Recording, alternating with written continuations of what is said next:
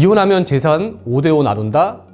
실제로는 다릅니다. 자, 재산 분할 5대5는 어떻게 보면 착각입니다. 자, 이렇게 해야 내 몫을 지킬 수 있습니다. 이혼하면 무조건 재산 반반 나눈다면서요? 라고 저한테 많이 묻습니다. 근데 이 말은 반은 맞고 반은 틀립니다. 우리가 생각할 때 결혼해서 뭐 잘 살다가 나중에 이혼했을 때 보면 다들 보면 다 5대5라고 생각을 하는데 5대5는 기본 원칙처럼 보이지만 실제로는 뭐 판결을 보면 뭐 4대6도 있고 3대7도 있고 심지어 1대9도 나오는 경우도 있습니다. 오늘 영상에서는 왜 재산 분할이 5대5가 아닐 수 있는지, 누가 더 많이 가지고 갈 수 있는지, 자, 그리고 마지막으로 내 권리를 지킬 수 있는 전략까지 알려드리겠습니다. 재산 분할은 법적으로 보면 되게 단순합니다. 우리가 이혼 소송이라는 거는 단순하게 보면 우리가 크게 보면 5가지로 되어 있는데요. 첫 번째는 이혼, 두 번째는 위자료, 세 번째는 재산 분할, 네 번째는 친권 양육권자 지정, 다섯 번째는 양육비 청구인데 이 5개가 원래 각각 별개입니다. 재산 분할 청구 같은 경우에는 반드시 이혼 청구할 때 같이 해야 되는 건 아니고요. 예, 이혼하고 나서 2년 내에만 청구하면 되기 때문에 예, 그 부분은 조금 확인해 두시면 좋을 것 같고요. 우리가 재산 분할의 핵심은 뭘까요? 첫 번째, 혼인 중 형성된 재산에 대해서 기여도에 따라 나눈다는 것입니다. 혼인 중 형성된 재산. 두 번째는 기여도라는 겁니다. 사례를 보면서 말씀을 드리면 예전에는 이제 전업주부들이 좀 많았으니까요. 저희 부모님 세대에서는 보면. 근데 우리 궁금해하신 것들이 뭐 전업주부인 경우에는 뭐 재산 분할 비율이 적지 않나요? 라고 물어보시는 분도 많은데 실제로 보면 그 남편 명의로 된 아파트나 뭐 예금 기타 등등의 재산이 있었는데 재산이 있었고 실제 그 부부 생활은 한 20년 정도 됐던 것 같아요. 전업주부로. 이런 경우에 그 법원에서 뭐 가사 노동도 당연히 기여도에 포함되기 때문에 5대5로 인정해준 사례도 있었고요. 뭐 4대6 인정해준 사례도 있었고 어쨌든 전업주부라고 하더라도 당연히 요즘 추세에서 보면 가사 노동에 대한 그 기여도를 되게 높게 쳐주기 때문에 이 사례처럼 뭐 5대5, 4대6 뭐 인정되는 경우가 상당히 많습니다. 그 두 번째 사례 같은 경우에는 혼인 기간이 5년밖에 안 돼요. 이것도 마찬가지지만 아내는 전업주부로 생활을 했었고요. 근데 뭐 어쨌든 남편이 회사 창업을 해서 뭐 10억 정도의 자산이 있었는데 이 경우 같은 경우에는 8대2 정도로 분할이 됐었거든요. 여기서 이제 좀 8대2로 분할 비율이 적었던 이유는 뭐냐면 똑같은 가사 노동이라 하더라도 보시면 아시겠지만 혼인 기간의 차이가 상당히 있죠. 아까 20년이었었고 지금은 5년이고. 그래서 또 다음에 말씀드리겠지만 우리가 재산 분할에 있어서 가장 중요한 요소는 뭐냐면 혼인 기간이라고 할 수 있습니다. 기여도를 판단하는 요소를 정리해 보면 우리가 이제 그 이혼 판결문, 특히 이혼 판결문 중에 재산 분할에 대한 내용을 보면 우리가 재산 분할 갖고 엄청나게 싸웁니다. 상대방 서로 엄청나게 싸우는데 그래서 산수를 엄청 많이 해요. 수학을. 내가 얼마를 썼고 내가 얼마를 기여했고 내가 소득이 얼마였고 요 부동산을 사는데 내가 얼마를 댔고 우리 집에서 얼마가 왔고 니네 집에서 얼마가 왔고 엄청나게 싸웁니다. 근데 실제 이혼 판결문의 재산 분할 부분을 보면 한 5줄? 길어야 10줄밖에 안 돼요. 그 안에 보면 혼인 생활의 기간, 재산 형성의 경위, 뭐 기타 등등등 고려하니까 5대5다, 6대4다, 7대3다 이렇게 써 있거든요. 그 내용을 읽으면 되게 일반론적인 내용밖에 없기 때문에 우리가 그 치열하게 싸운 그런 내용들은 거의 안 들어가 있어요. 그럼 가장 중요한 요소는 뭐냐? 첫 번째, 여기도 1번이라고 해놨죠. 혼인 기간.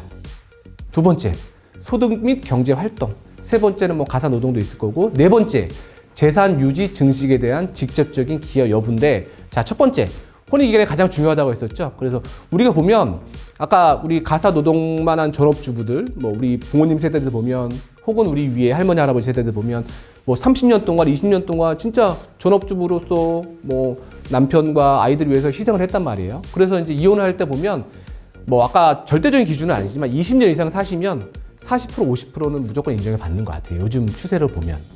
그래서 뭐 여담이긴 하지만 우리 이제 예전 우리 할아버지 세대들 황혼이혼이라고 하죠. 황혼이혼 하시는 거 보면 이제 약간 아직도 이제 옛날 그 가부장적인 그런 생각을 갖고 있으니까 내가 재산 다 형성하고 나는 평생 돈 이렇게 벌어서 이 재산 이만큼 읽었는데 이 배우자는 뭐 한 거 아무것도 없는데 어떻게 내 재산을 50% 주냐라고 막 얘기하시는 분들 계시거든요. 그러면 이제 판사님이 혼내시죠. 가사 노동은 일이 아니냐고 혼내시죠. 요즘에는 제일 중요한 거는 혼인 기간이라고 보시면 됩니다. 뭐 소득 경제활동 기타 등등등인데 아까 네 번째 보시면 재산 유지라는 부분이 있죠. 유지라는 게 뭐냐면 원칙적으로 아까 말씀드린 것처럼 부부 공동 생활 중에 형성된 재산이 재산 분할의 대상이긴 한데 우리가 결혼하기 전부터 가지고 있던 재산도 있을 수 있잖아요. 이런 거 같은 경우는 원칙적으로 분할 대상이 아니지만 그거를 그대로 유지할 수 있는 혹은 그 재산이 증가할 수가 있으니까 그 유지나 증가 부분에 대해서 상대방 배우자한테 기여가 있으면 그것도 분할 대상이 됩니다. 말은 좀 어렵지만 오래 살면 다 분할됩니다. 네, 이렇게 이해하시면 됩니다. 그래서 내가 뭐 결혼 전부 갖고 있었다 하더라도 10년, 20년 살면 전부 다 분할 대상이 된다고 보시면 됩니다. 자, 착각하면 손해보는 세 가지 한번 말씀드려보면, 첫 번째, 아까 앞에서 말씀드렸지만 전업주부는 재산분할 불리하다? 전혀 아니다. 가사노동도 기여대에 포함되고 아까 말씀드린 것처럼 전혀 불리한 부분이 없고 오히려 더 유리하게 작용되는 경우도 많이 있어서요. 예, 전업주부라는 부분은 전혀 핸디캡이 아니다. 오히려 이제 지금은 오히려 더 기여도에서 참작을 더 많이 해준다라고 보시면 될 것 같고요. 두 번째로 많이 착각하는 부분 중에 하나인데, 상대방 명의면 내 몫이 없다? 전혀 아닙니다. 우리가 요것도 이제 나중에 우리가 재산 분할을 통해서 어떤 부동산을 내가 취득을 하잖아요.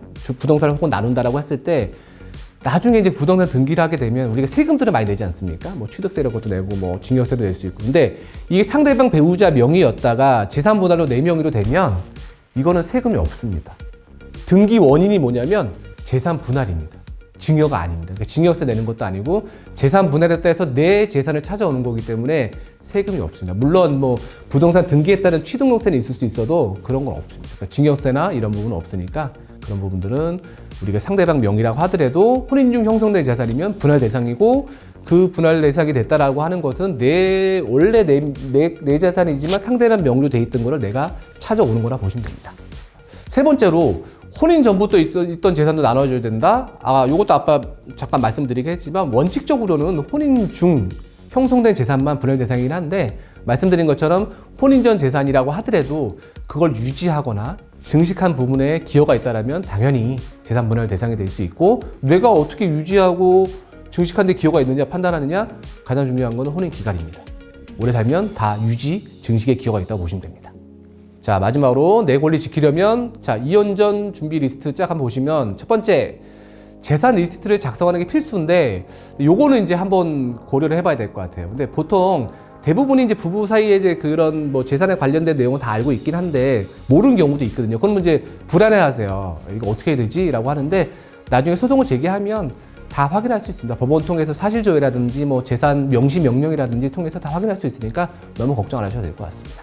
자, 그 다음에 뭐 기여도 주장 관련 자료를 미리 준비해야 되는데, 이 부분도 아까 말씀드린 것처럼 뭐 준비를 하면 되게 좋은데, 실제 부부 생활하면서 이런 우리가 이혼을 전제로 해서 어떤 자료를 만든다라는 거는 아시겠지만 대부분 없을 거예요. 그래서 이런 뭐 가계부라든지 육아기록, 생활 미금 내역 등등등등 뭐 이런 것들이 있는데, 뭐 준비가 되면 좋겠지만 여기에 너무 연연 안 하셔도 될 것 같아요. 아까 말씀드린 것처럼 기여도에서 가장 중요한 것들은 혼인 기간이 가장 기본적으로 중요하기 때문에, 나머지들 우리가 사실조회나 이런 걸 통해서 확인할 수 있는 것들은 당연히 소송 통해서 확인할 수 있으니까요. 네.